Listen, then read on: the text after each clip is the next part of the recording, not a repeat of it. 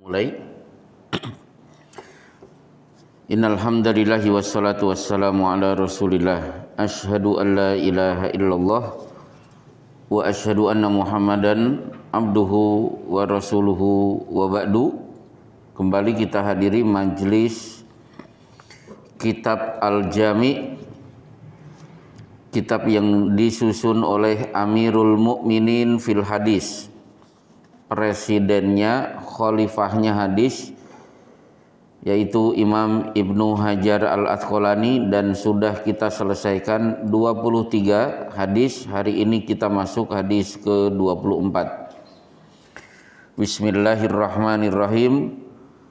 Qala Ibnu Hajar Al-Asqalani rahimahullahu ta'ala, wa an Abi Ayyub radhiyallahu anhu anna Rasulullah sallallahu alaihi wasallam qala la yahillu li muslimin an yahjura akhahu fawqa salasi layalin yaltaqiyani fayuridu hada wa yuridu hada wa khairuhuma alladhi yabda'u bis salami, muttafaqun alaihi.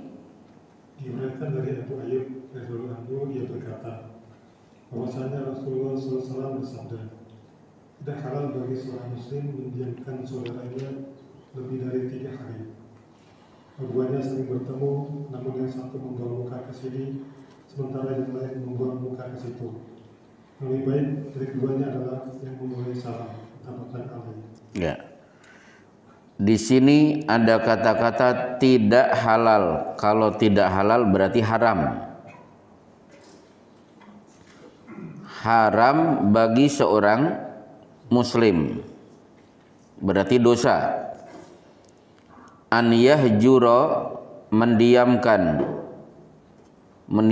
saudara sesama muslim. Istilah fikihnya adalah hajar. Jadi hajar adalah sikap mendiamkan, tidak mau tegur sapa sesama muslim. Jadi tidak halal bagi seorang muslim mendiamkan saudaranya. Nah, sekarang siapa yang dimaksud saudara di sini? Akhahu diterangkan di surat At-Taubah ayat ke-11.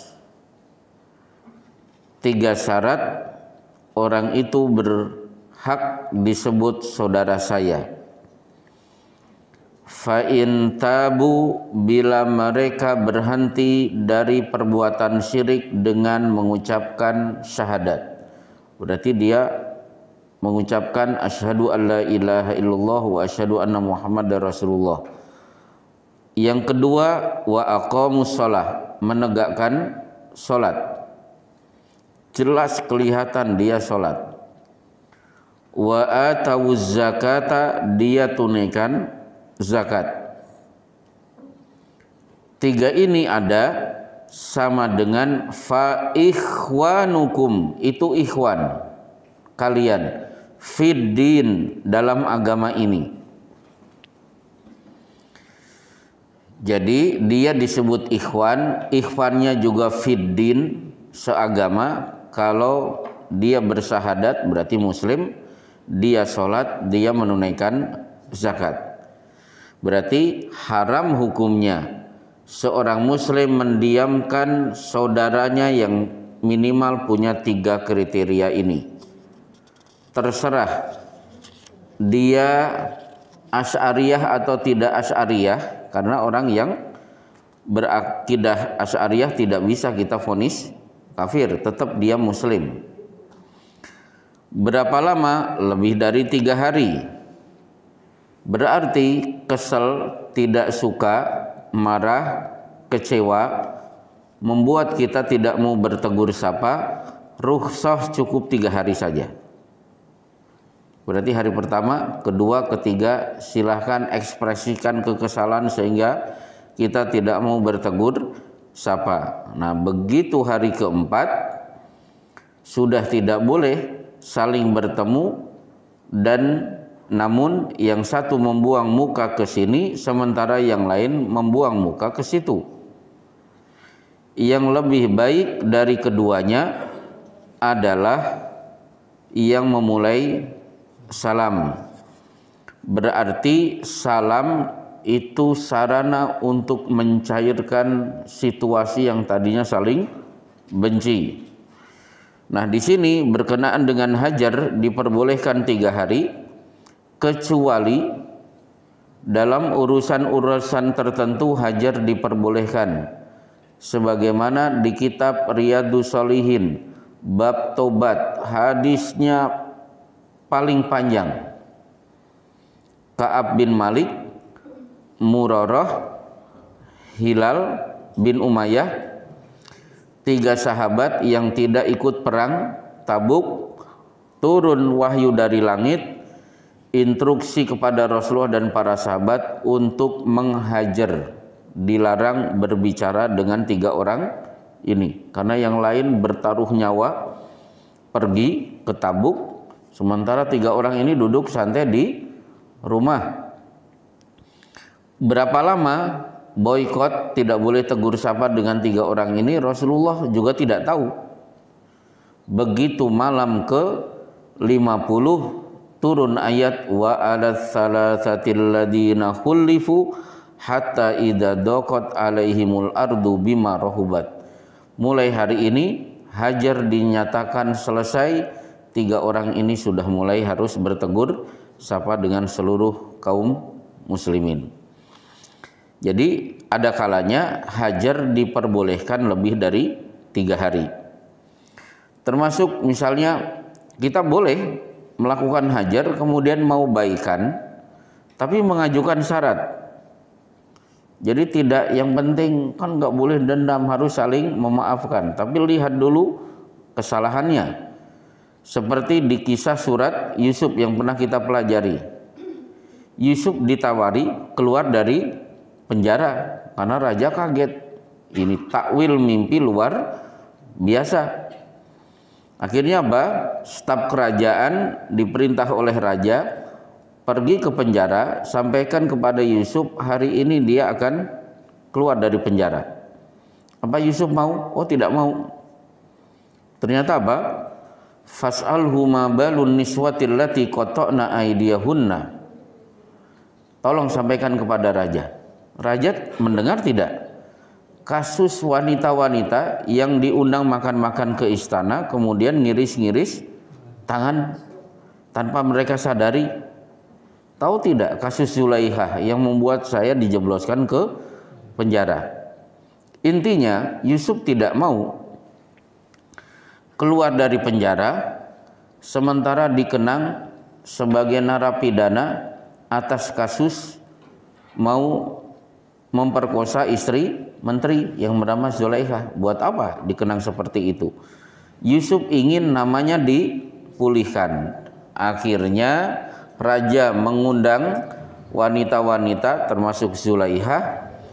Akhirnya keluarlah kalimat kulna hasyalillahi. Semuanya mengatakan Yusuf adalah orang baik.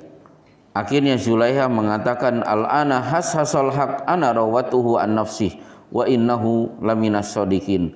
Hari ini saya tidak bisa mengelak. Yusuf yang benar, saya yang salah, sayalah yang merayu Yusuf untuk melakukan perbuatan itu. Baru Yusuf keluar dari penjara.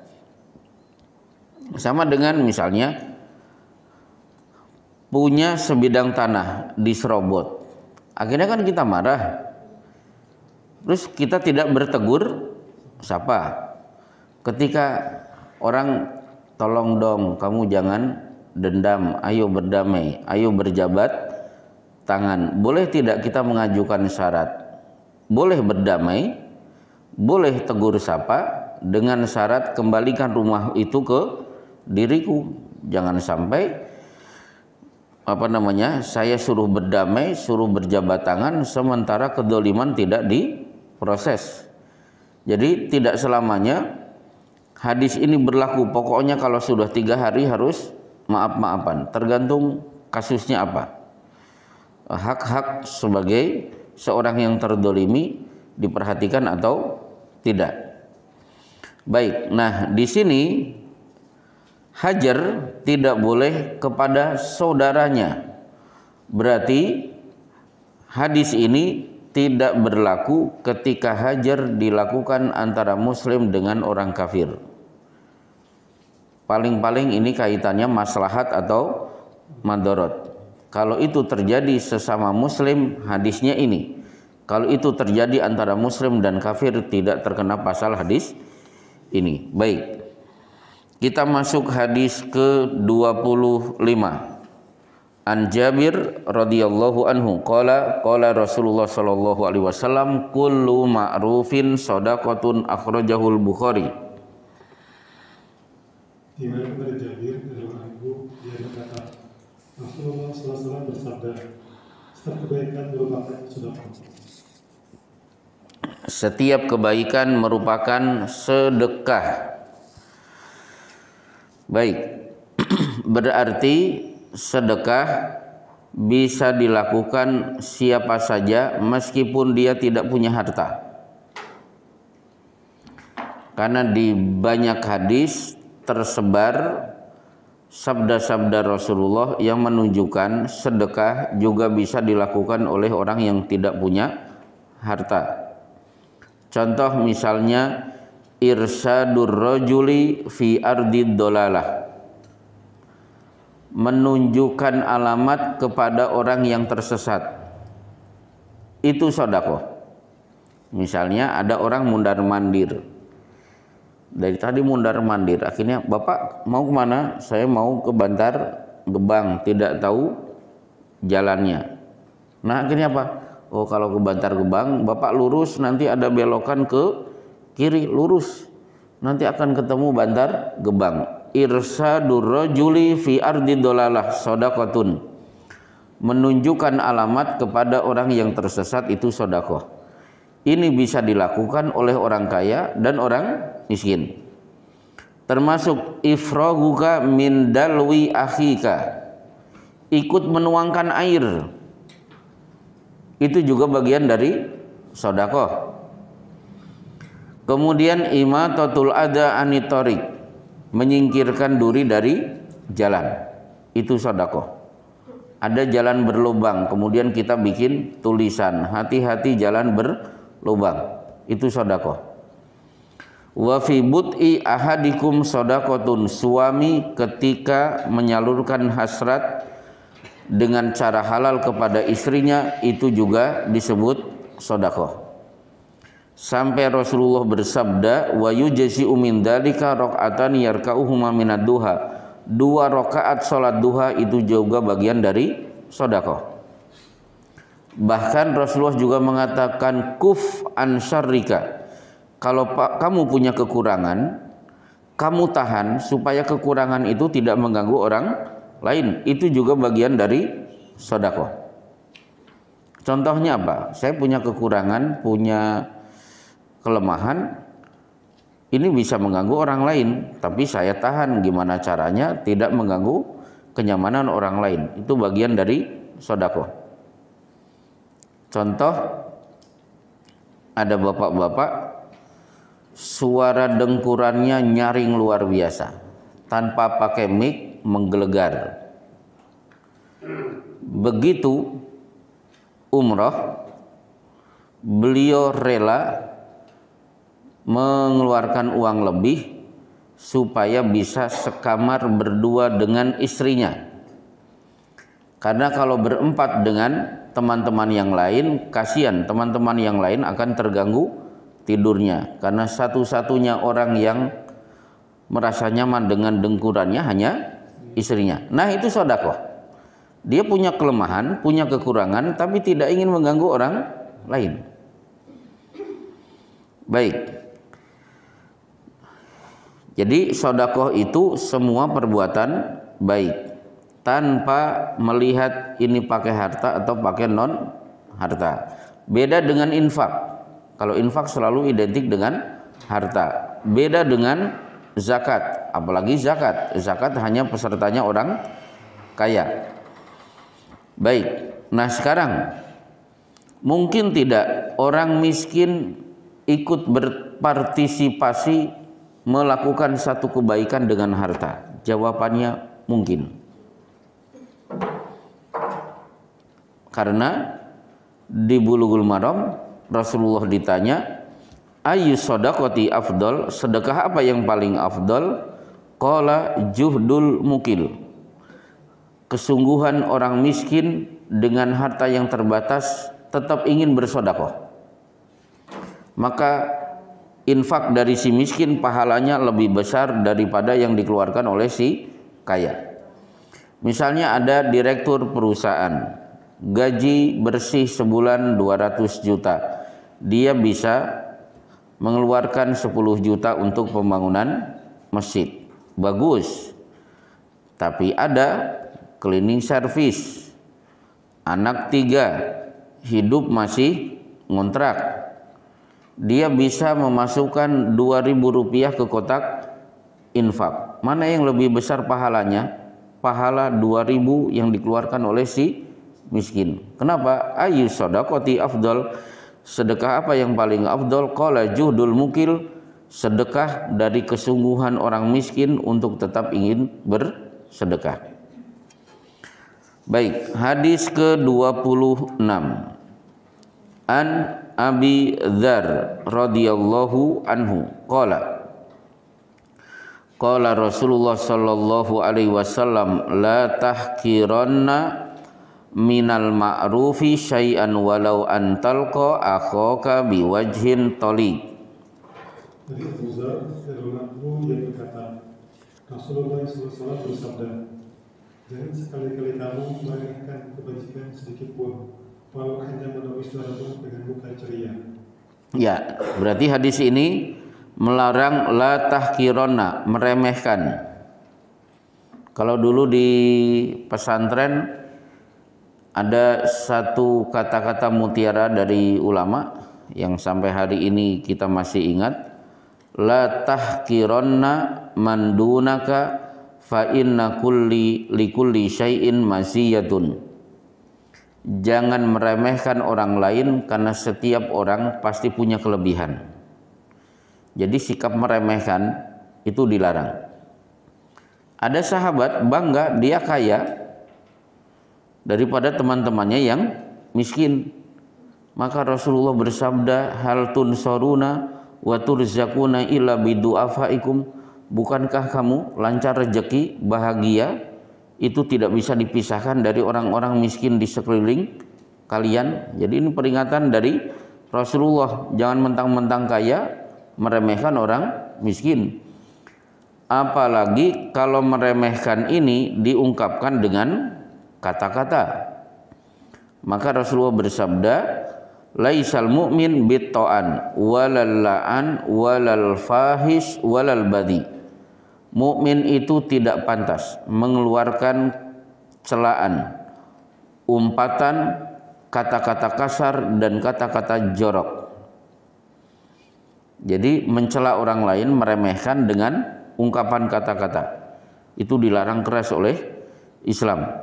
Maka Abu Dzar dimarahi oleh Rasulullah karena meremehkan Bilal karena kulitnya. Beliau bersabda, inna fi kamru'un jahiliyah. Kamu muslim tapi kelakuan jahiliyah masih lengket pada dirimu. Baik, kita lanjutkan. Jangan meremehkan kebajikan sedikit pun, walaupun hanya menemui saudaramu dengan wajah ceria. Dalam riwayat yang lain, tabassumuka fi wajhi akhika shadaqatun, senyummu di hadapan saudaramu itu sedekah. Kelihatannya remeh tapi senyum luar biasa. Contohnya apa? Kita pergi ke rumah sakit, diperiksa oleh dokter, dokter tahu ini penyakit berat. Selesai pemeriksaan, dokter senyum, berbinar, keluar kalimat, Masya Allah, penyakit Bapak tidak sedahsyat yang kita bayangkan, insya Allah pasti sembuh. Bagaimana situasi si pasien? Insya Allah 50% penyakit sudah hilang. Saya ngobrol dengan dokter, ternyata motivasi itu jauh lebih mendominasi daripada obat, termasuk senyuman dari si dokter. Contoh lagi, kenapa Cina-Cina itu pedagang laris karena murah senyum. Toko-toko besi di sekeliling kita itu Masya Allah murah senyum, ramah luar biasa. Termasuk bapak-bapak yang bekerja di instansi, pabrik, capek, pulang macet. Begitu sampai rumah melihat istrinya senyum. Apalagi ditambah dengan anak jingkrak-jingkrak bahagia. Oh, capek itu hilang.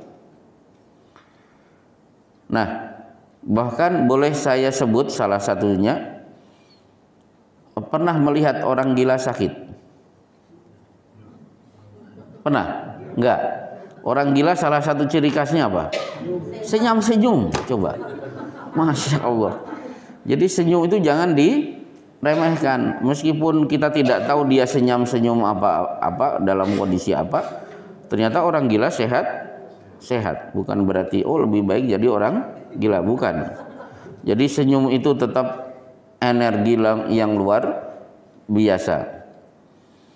Apalagi kalau kita nanti bertemu dengan Rasulullah pertama kali, melihat Rasulullah tersenyum menyambut kita, Masya Allah. Baik, selesai hadis ke-26, kita masuk hadis ke-27.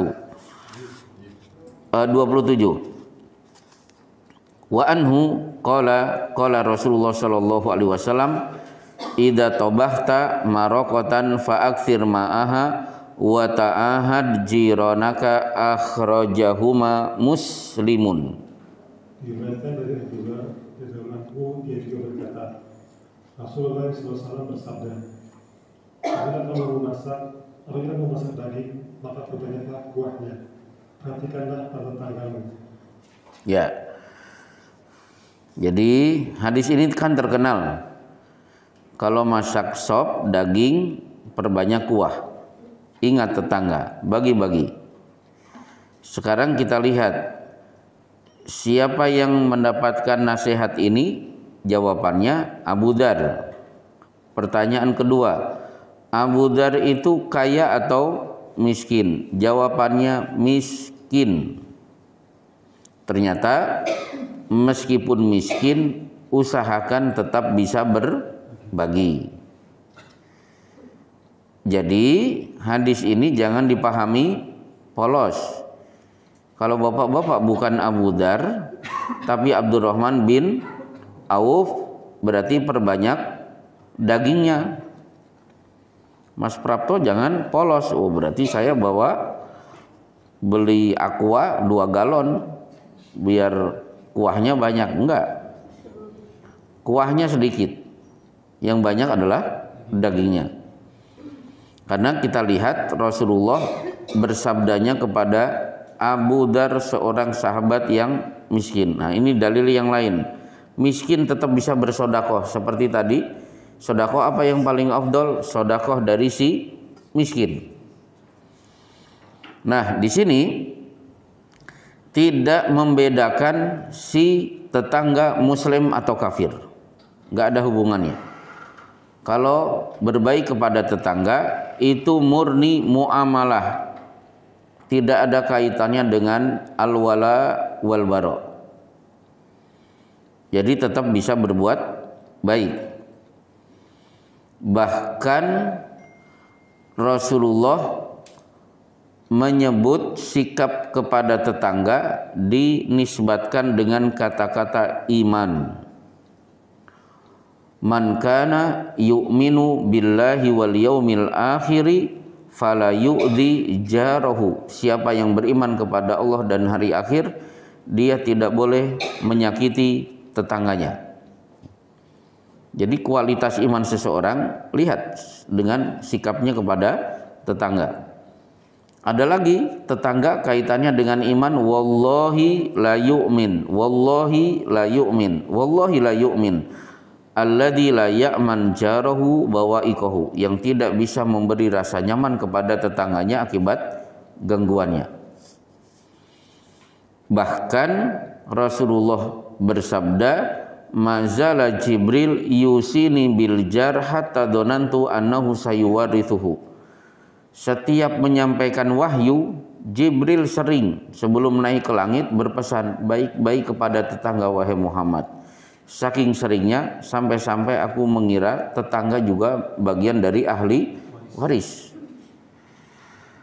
Baik, selesai insyaallah cepat ini kita masuk hadis ke-28.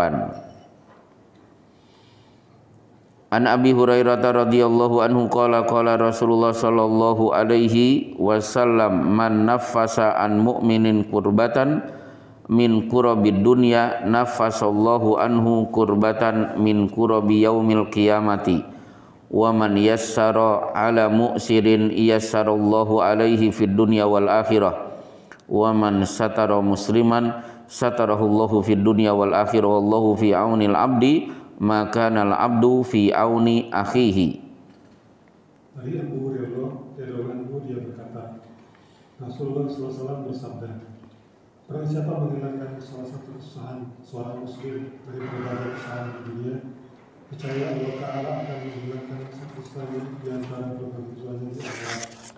Barang siapa memudahkan urusan orang lain dan berhutang, percaya Allah akan memudahkan urusan di dunia dan di akhirat.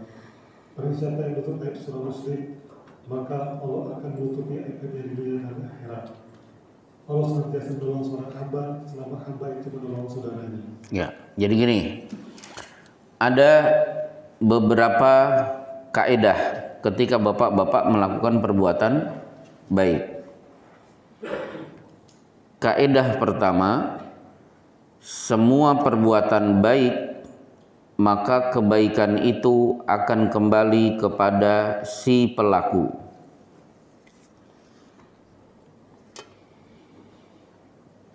Jadi siapa yang melakukan perbuatan baik, maka kebaikan itu akan kembali kepada si pelaku.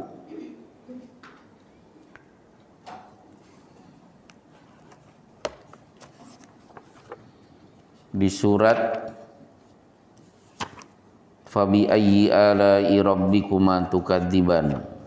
Coba kita lihat ayatnya ke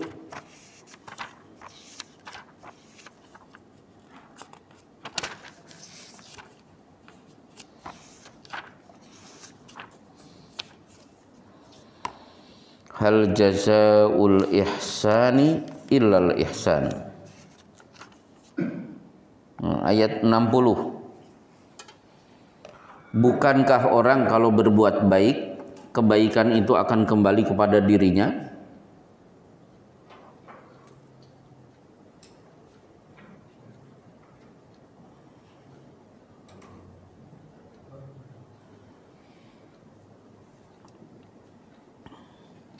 Man yazra yahsud. Siapa yang menanam, dia akan memanen sesuai dengan yang dia tanam. Kalau yang dia tanam kebaikan, dia akan mendapatkan kebaikan.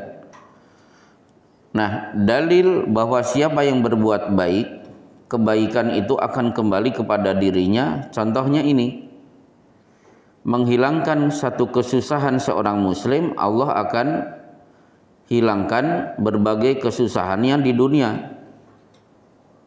Kemudian siapa yang memudahkan urusan orang lain yang berhutang, niscaya Allah akan memudahkan urusannya di dunia dan di akhirat. Barang siapa menutupi aib saudara sesama muslim, Allah akan tutupi aibnya di dunia dan di akhirat.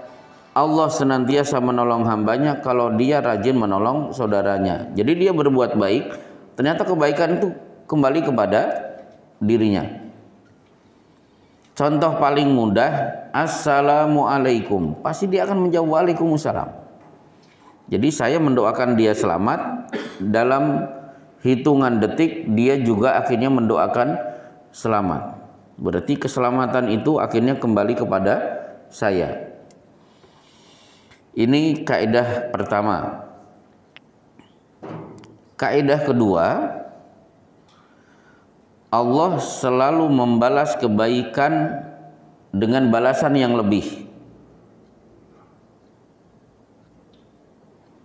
Jadi kalau Bapak melakukan perbuatan baik, balasannya pasti lebih baik dari Allah.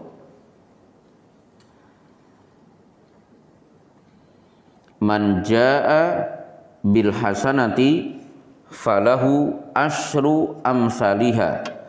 sekali berbuat baik minimal Allah lipatkan pahalanya 10 kali. Berarti perbuatannya 1, tapi 10 kali lipat dibalas oleh Allah. Bahkan di kitab Riyadhus Shalihin ila sab'i mi'ati dhi'fin, boleh jadi ada yang dilipat gandakan 700 ila ad'afin mudha'afah, sampai ada yang diberi kelipatan lebih dari 700. Jadi batas minimal 10. Ada yang 700, ada yang lebih dari 700. Mungkin karena faktor tempat, seperti kebaikan itu kita lakukan di tanah haram. Mungkin karena faktor waktu, karena kita melakukannya di malam Lailatul Qadar. Mungkin berlipat karena perbuatan baik ditiru oleh sekian banyak orang. Seperti muadzin, dia akan mendapatkan pahala dari sholat yang dia tunaikan plus kehadiran orang ke masjid.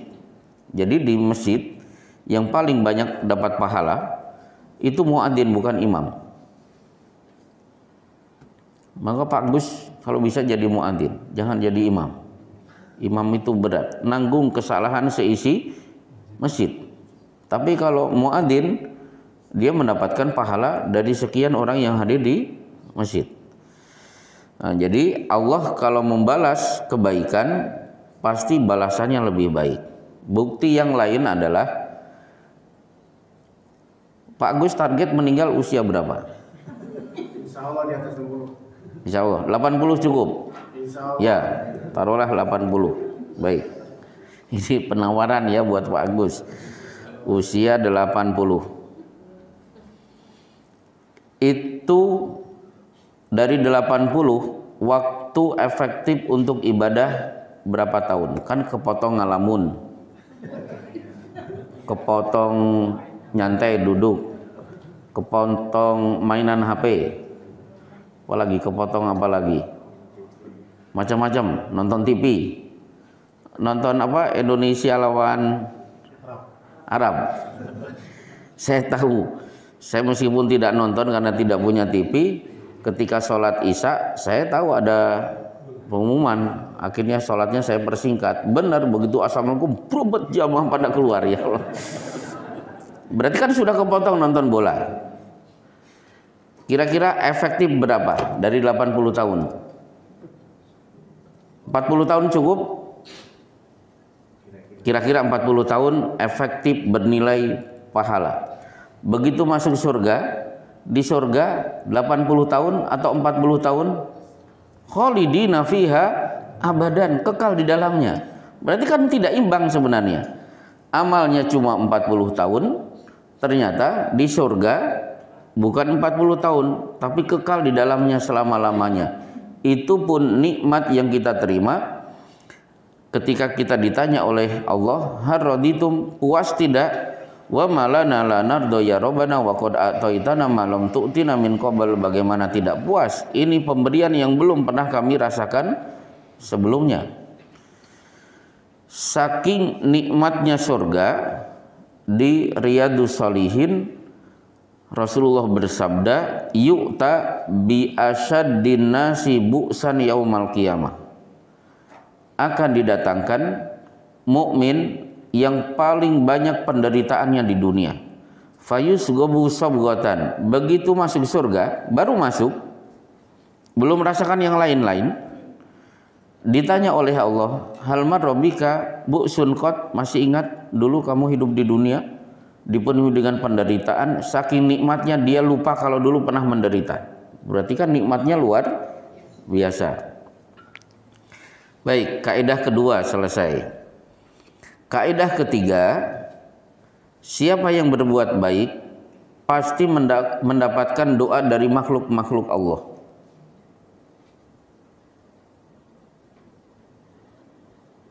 Jadi siapapun yang melakukan perbuatan baik sudah dapat pahala, didoakan lagi.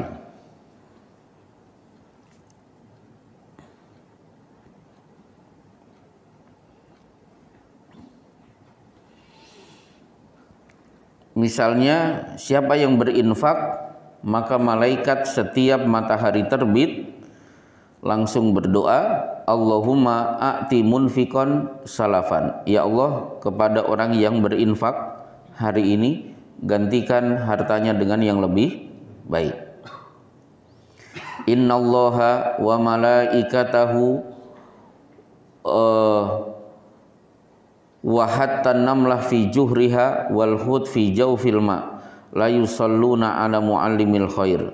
Sesungguhnya Allah, para malaikat, semut-semut yang ada di lubang, seluruh ikan yang ada di air bersolawat untuk orang-orang yang mengajak kebaikan.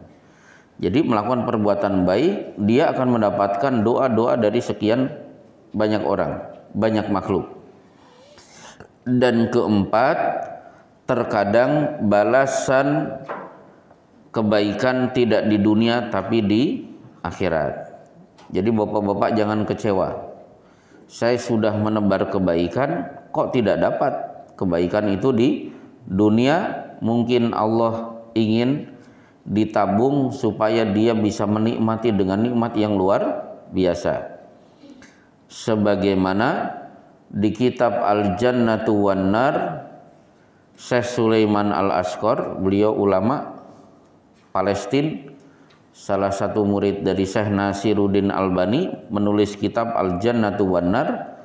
Ternyata sebagian orang wanita yang di dunia tidak punya anak, nanti dia diberi kesempatan untuk hamil dan melahirkan, sehingga saat dia punya anak, dia akan mendapatkan kebahagiaan melebihi kebahagiaan orang di dunia yang punya keturunan. Baik, itulah kaidah melakukan perbuatan baik. Jadi pada hadis ini ada balasan di dunia, ada balasan di dunia dan akhirat. Barang siapa menghilangkan salah satu kesusahan seorang muslim dari berbagai kesusahannya di dunia, niscaya Allah akan menghilangkan satu kesusahannya di antara berbagai kesusahannya di akhirat. Barang siapa memudahkan urusan orang lain yang berhutang, niscaya Allah akan memudahkan urusannya di dunia dan akhirat. Nah, ini yang tiga, Masya Allah. Barang siapa menutupi aib seorang muslim, maka Allah akan menutupi aib-aibnya di dunia dan di akhirat. Di kitab Subulus Salam, berarti dosa-dosanya tidak diungkap dan akhirnya dia masuk surga, tidak akan dituntut. Padahal karakter pada hari kiamat adalah yauma tubla as-sarair, hari di mana semua dosa yang tersembunyi tidak pernah diketahui oleh orang lain akan diungkap oleh Allah sejelas-jelasnya. Baik, di bawahnya sekarang hadis 29. An Abi Mas'ud radhiyallahu anhu qala Rasulullah sallallahu alaihi wasallam, man dalla ala khairin falahu mithlu ajri fa'ilihi, akhrajahu Muslimun. Dari Ibu Mas'ud radhiyallahu anhu, dia berkata, Rasulullah SAW bersabda, barang siapa menunjukkan pada kebaikan, maka dia akan mendapatkan pahala seperti pahala orang yang mengerjakannya. Atau di hadis yang lain kan banyak pahala-pahala buat orang yang ngajak kebaikan. Misalnya, li an yahdiyallahu bika rajulan wahidan khairul laka min humrin na'am. Membuat orang dapat hidayah itu lebih baik daripada kalian punya onta merah, harta termahal di kalangan masyarakat Arab. Maka misalnya Pak Agus ngajak satu orang datang ke sini, maka setiap perbuatan baik yang dilakukan oleh orang itu otomatis mengalir kepada Pak Agus. Saat orang itu tahajud, saat orang itu baca Quran, saat orang itu sedang saum Senin Kemis, padahal mungkin Pak Agus tidak saum Senin Kemis, tapi orang itu kenal pengajian lewat Pak Agus. Jadi rajin-rajinlah menunjukkan orang kepada perbuatan baik. logika terbaliknya mempopulerkan keburukan, dia juga akan mendapatkan dosa dari sekian orang yang mengikuti. Seperti Abdullah bin Saba, dia akan dituntut oleh Allah atas orang yang berakidah Syiah, padahal berapa juta. Kemudian Wasil bin Atha akan dituntut oleh Allah karena dia yang mempopulerkan akidah Mu'tazilah yang menjadikan akal lebih tinggi daripada dalil. Dari sekian yang paling banyak menanggung dosa tentu iblis. Jadi makhluk yang paling berat penderitaannya pada hari kiamat adalah iblis. Baik, satu hadis lagi. An Ibni Umar radhiyallahu anhuma Ani Nabi sallallahu alaihi wasallam qala man ista'adakum billahi fa'aiduhu man sa'alakum billahi fa'atuhu wa man ata ilaikum ma'rufan fakafi'uhu fa illam tajidu fad'u lahu akhrajahul Baihaqi. Dari Ibnu Umar radhiyallahu anhu dari Nabi sallallahu alaihi wasallam dia bersabda, barang siapa saja yang meminta perlindungan kepada kalian dengan menyebut nama Allah, maka lindungilah dia. Siapa saja yang meminta sesuatu kepada kalian dengan menyebut nama Allah, maka berilah dia. Siapa saja yang pernah berbuat kebaikan kepada kalian, maka balaslah dia. Jika kalian tidak mampu membalasnya, maka cukuplah dengan mendoakan kebaikan untuknya. Ya, jadi gini. Hadis ini sering dijadikan dasar suaka politik, meminta perlindungan. Suaka politik itu ada di masyarakat Quraisy. Contoh, Abu Bakar sering diintimidasi oleh orang-orang kafir Quraisy. Nah, di Mekah ada tokoh bernama Ibnu Dugnah. Orangnya tidak masuk Islam, tapi punya hubungan baik dengan Abu Bakar. Melihat Abu Bakar sering disakiti, Ibnu Dugnah kemudian berdiri di depan Ka'bah mengumumkan, Abu Bakar As-Siddiq berada di bawah jaminanku. Siapa yang berani mengganggu Abu Bakar berarti berani mengganggu diriku. Semenjak itu tidak ada satupun orang-orang kafir Quraisy berani menyakiti Abu Bakar. Itu namanya suaka politik. Sebagaimana Abdullah bin Ahnaf, Abdullah bin Sa'ad tidak jadi dipenggal lehernya oleh Rasulullah karena mendapatkan perlindungan dari Utsman bin Affan. Sebelum berangkat ke Mekah, Rasulullah menyebut daftar nama hitam yang wajib dipenggal lehernya. Nah, salah satunya adalah Abdullah bin Sa'ad. Tiba-tiba Abdullah bin Sa'ad ketika dikejar, dia berhasil ketemu Utsman, berlindung di balik punggung Utsman, minta perlindungan. Akhirnya para sahabat menunggu kedipan dari mata Rasulullah. Kalau Rasulullah berkedip, berarti tanda Abdullah bin Sa'ad harus dipenggal lehernya. Rasulullah tidak berkedip karena melihat Utsman memberikan perlindungan, hingga akhirnya Abdullah bin Sa'ad kembali mengucapkan 2 kalimat syahadat setelah sebelumnya murtad. Jadi minta perlindungan suaka dalam Islam dikenal. Sebagaimana kalau ada orang Indonesia buronan berhasil masuk kantor kedutaan Amerika Serikat, polisi boleh tidak mengejar? Tidak boleh. Orang ini nanti akan diantar pakai mobil khusus, naik pesawat, diterbangkan ke Amerika dan diterima sebagai warga negara Amerika. Nah, di sini kita lihat, siapa saja yang meminta perlindungan kepada kalian dengan menyebut nama Allah, maka lindungilah dia.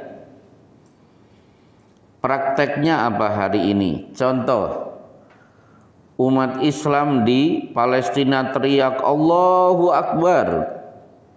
Wahai kaum muslimin di dunia, tolong kami. Akhirnya kita memberikan pertolongan. Jadi ada orang yang sedang terancam tiba-tiba menyebut nama Allah. Tolong tidak, tolong. Hadisnya ini. Atau kalimat ini bisa dipraktekkan di situasi perang. Ketika kita sedang bertempur melawan orang kafir, tiba-tiba di sana beberapa orang kafir mengacungkan bendera putih, mengucapkan Allahu Akbar, saya ingin masuk Islam. Boleh tidak diserang? Tidak boleh. Dia sudah meminta perlindungan kepada kita dengan menyebut nama Allah. Kalimat kedua, siapa yang meminta sesuatu kepada kalian dengan menyebut nama Allah, maka berilah dia. Berarti kalau Bapak minta tolong kepada seseorang, biasakan nama Allah disebut. Contoh misalnya, sering kita bikin proposal, minta bantuan pembangunan masjid. Ada orang yang kita yakini akan memberikan donasi. Kita bikin proposal dengan menyebut nama Allah. Kami panitia pembangunan masjid memohon kepada Bapak sudi kiranya memberikan bantuan pembangunan masjid. Kita membutuhkan semen sekian, batu sekian, dan lain sebagainya. Yang membaca melihat orang ini meminta kepada saya, tapi nama Allah disebut. Beri tidak? Beri. Berarti biasakan minta Allah terlebih dahulu disebut. Termasuk ketika 2 bulan yang lalu saya menerangkan sedikit tentang sendal. Sendal kalau rusak itu kan kita tidak boleh memutuskan langsung dilempar ke tong sampah. Hatta yuslihahu. Kalau masih mungkin diservis, servis dulu. Nah, sebelum menservis sendal, maka liyas'ala ahadukum hatta syas'ani alihi. Biasakan berdoa dulu kepada Allah meskipun urusan mereparasi sendal yang rusak. Berarti apa? Allah dulu diminta, ya Allah, sendal saya rusak, pertemukan saya dengan tukang sol sepatu. Allah dulu diminta, baru yang dari Garut itu, yang tukang sol sepatu baru dipanggil. Itu contoh. Jadi minta apapun kepada orang, Allah tetap disebut terlebih dahulu. Kemudian, nah kalimat ketiga, siapa saja yang pernah berbuat kebaikan, balaslah dia. Dalam riwayat yang lain, balaslah dengan kebaikan yang seimbang. Ngirim sirup RBC, saya kirim sirup Marjan. Dia pernah ngirim sop Betawi, nanti saya akan kirim rawon, karena orang Jawa Timur. Jadi sop dibalas dengan sop. Nasi goreng kapan-kapan saya kirim nasi kuning. Alternatif kedua, maka boleh tidak membalas kebaikan dengan materi, tapi berdoa. Kalau dua ini tidak kita berikan, man lam yashkurin nas lam yashkurillah. Tidak terima kasih kepada manusia berarti dia tidak terima kasih kepada Allah. Baik, cukup. Ada pertanyaan seputar kajian? Saya persilahkan. Mas Prapto punya problem pagi ini? Ya. Bagaimana cara membantu? Boleh loh. Kenapa ini? Kok suaranya menggelegar? Kenapa? Cara membantu saudara kita yang di Palestina bagaimana? Caranya sesuai dengan kemampuan. Gak punya duit berarti berdoa. Atau kita punya kemampuan medsos, sering mengupload berita terkini seputar saudara kita di Palestina untuk menunjukkan empati kepada mereka. Punya duit, bagus. Bagaimana kalau terjun ke sana? Saya yakin bapak-bapak tidak punya mental seperti orang Palestina. Seperti dulu di Poso, pembantaian Masya Allah mengerikan, termasuk di Maluku. Akhirnya saya cari informasi, banyak yang berangkat ke sana untuk berperang. Informasi yang saya dapatkan, ada titik kosong yang tidak diperhatikan. Apa itu? Dakwah.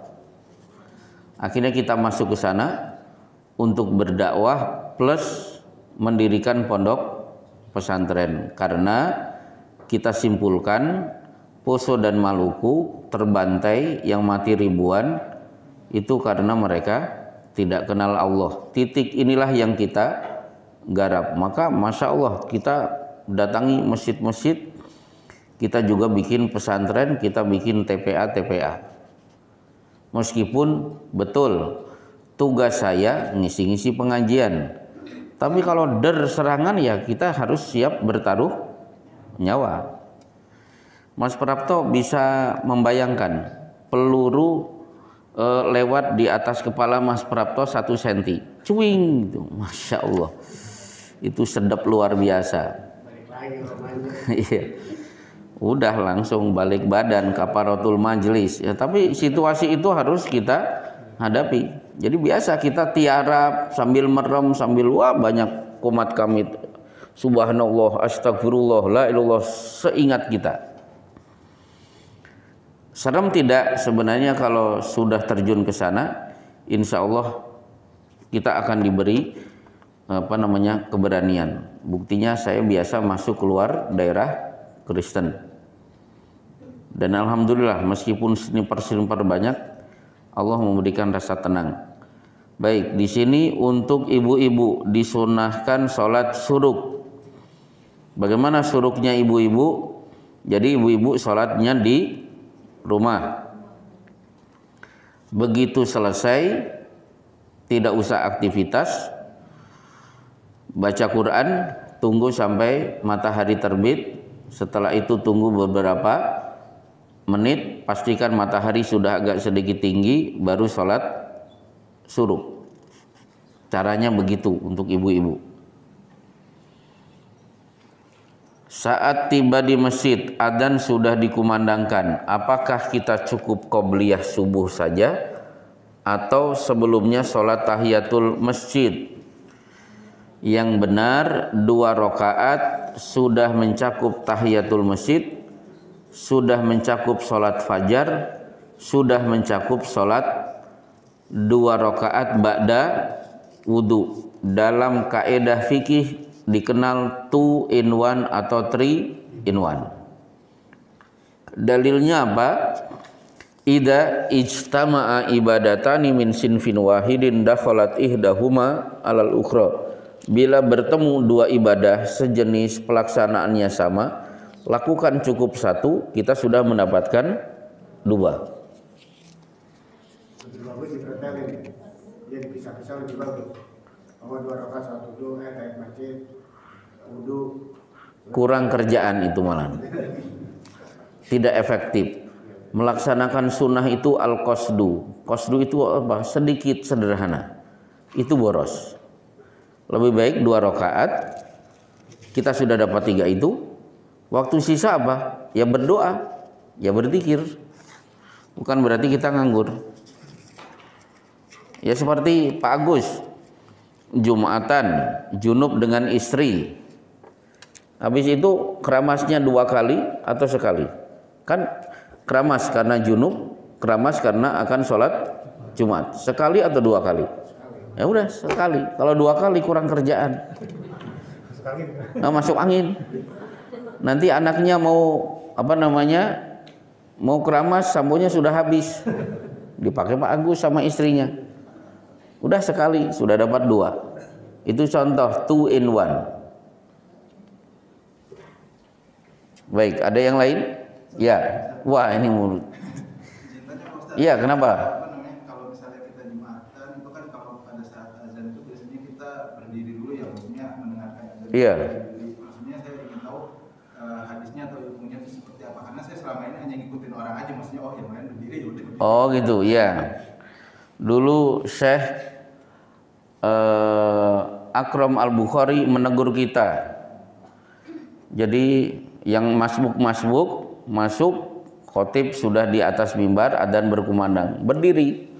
Selesai langsung beliau ngambil, selesai sholat Jumat beliau langsung mengambil mic dan mengingatkan bagi siapa saja yang datang ke masjid ketika adzan berkumandang, bukan nunggu sampai adzan selesai, tapi langsung sholat. Kenapa?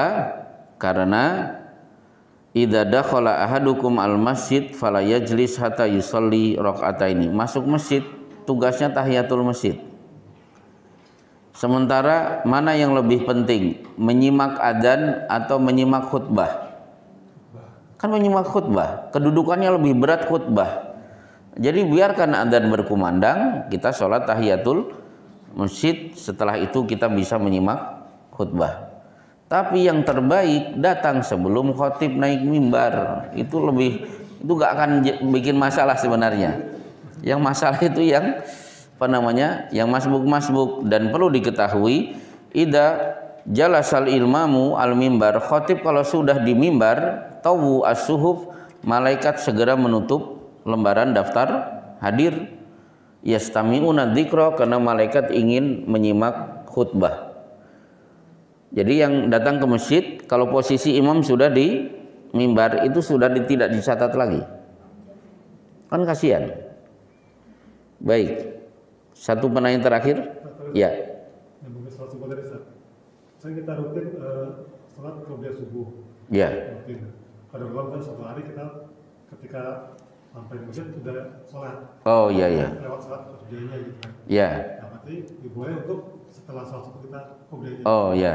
Jadi berapa kali Ustaz itu uzur ini Ustaz? Oh, berapa kali? Ya baik. Jadi di Sunan Abu Dawud selesai sholat subuh, ada seorang sahabat berdiri lagi. Rasulullah pun bertanya, as-sholatani ma'an, emang ada sholat subuh 2 kali?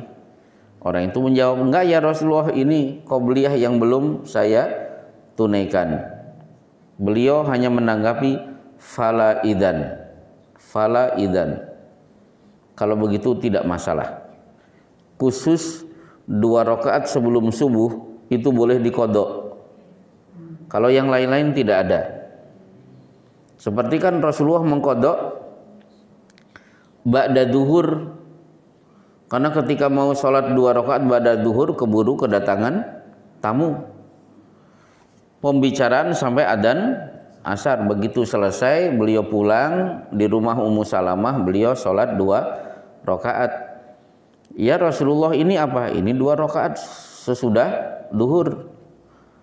Afa naqdiha idza fatata, boleh tidak saya niru mengqadha kalau saya terlewat? Oh enggak boleh, ini khusus aku, kecuali 2 rakaat sebelum subuh. Nah, berapa kali? Ya jangan sering-sering. Itu intinya begitu. Karena saya pernah ngisi pengajian di satu tempat, masyarakat benci kepada sunnah karena banyak diantara yang ikut ngaji kepada kita sering masbuk sholat subuh. Begitu selesai pada sholat 2 rakaat. Akhirnya kan pengajian kita disorot. Jadi terlambat itu sesekali. Sebagaimana lupa di bulan Ramadan, tiba-tiba masuk rumah makan Kapau, udah selesai minum es jeruk, terus lupa, boleh tidak? Sah. Innama at'amahullahu wa saqahu, Allah memberi rezeki supaya kalian makan dan minum, tapi jangan diulangi lagi besok. Apalagi seperti kisah Kabayan. Kabayan kan saum, kemana-mana bawa nasi dan air. Ditanya saum, ini kenapa ada nasi? Persiapan kalau lupa. Ya itu kan salah. Kenapa lupa dipersiapkan?